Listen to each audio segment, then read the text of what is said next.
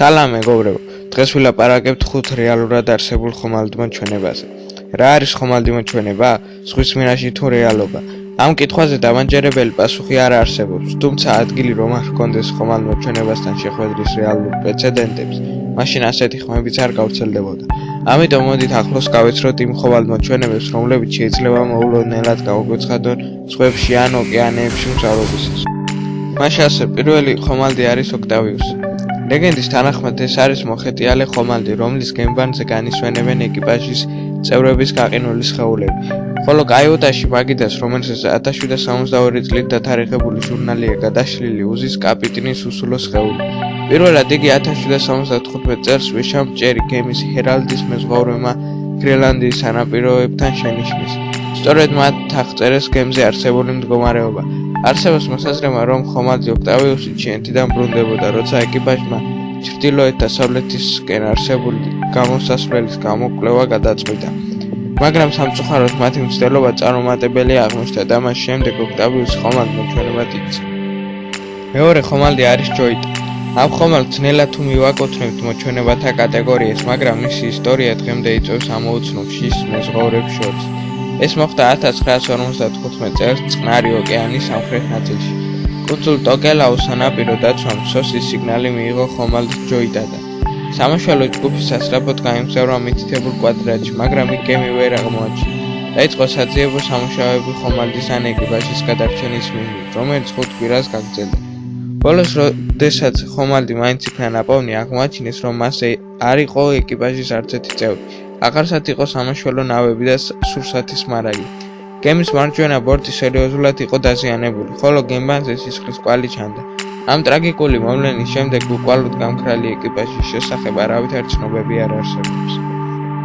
მესამე ხომალდი კი არის ლედი ლავინბოდი. ეს ხომალდი არის განსახიერება ახალ დაქორწინებულთა სამწუხარო ისტორიისა და აგრეთვე დასაბუთება უხსოვარი დროიდან მეზღვაურებს შორის გავრცელებული დაუწერელი კანონისა ხალხს გემზე უბედურება მოაქვს. გემის კაპიტანმა, რომელმაც ცოტა ხნის წინ ცოლი შეირთო, გადაწყვიტა საქორწინო საჩუქარი გაეკეთებინა საყვარელი მეუღლისათვის და მასთან ერთად საზღვაო კრუიზში გაემგზავრა.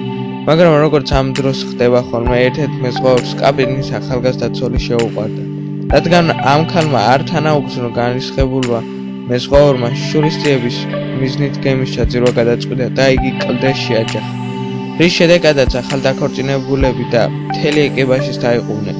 მას შემდეგ, როგორც ამბობენ, ყოველი 50 წლის შემდეგ გემის ჩაძირვის ადგილას მარტო მცურავი ლედი ლავინბოდი ჩნდება ხოლმე. მეოთხე ხომალდი არის მარია ცელესტა. ამ ხომალდის ისტორია ყველაზე მეტად არის საიდუმლოებით მოცული. იგი აღმოჩენილი იქნა ატლანტის ოკეანეში პორტუგალიის მახლობლად და თვალიერებისას გაუცებას იწვევდა ის ფაქტი, რომ გემი იდეალურ მდგომარეობაში იყო და არანაირი დაზიანება არ აღინიშნებოდა. მაგრამ მიუხედავად ამისა, ეკიპაჟს იგი მაინც მიეტოვებინა. ამასთან მათ ამისთვის სამაშველო ნავები არ გამოუყენებიათ. გემბანზე ჩვეულებრივი სამუშაო გარემოს უფებდა, ხოლო მაგიდაზე დაუმთავრებელი სადილე ეწყო.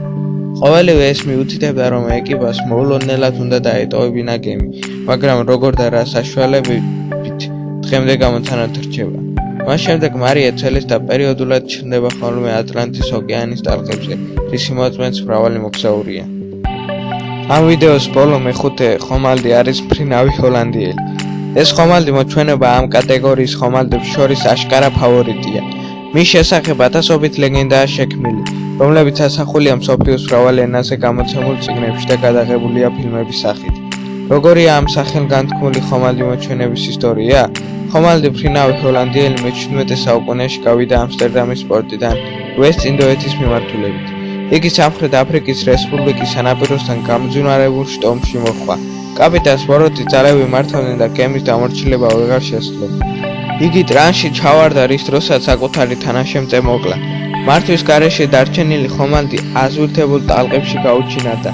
დარჩა მხოლოდ მისი მოჩვენება, რომლებიც დროდადრო ჩნდება ხოლმე წყლის ზედაპირზე და შიშის ზარს მეზღვაურებს. ამით კი ვიდეო დასრულდა. აუცილებლად დალაიქეთ ის და გამოიწერეთ თუ მოგეწონათ. ასევე დაწერეთ კომენტარებში გადავიღოთ თუ არა მსგავსი შინაარსის ვიდეოები კიდევ.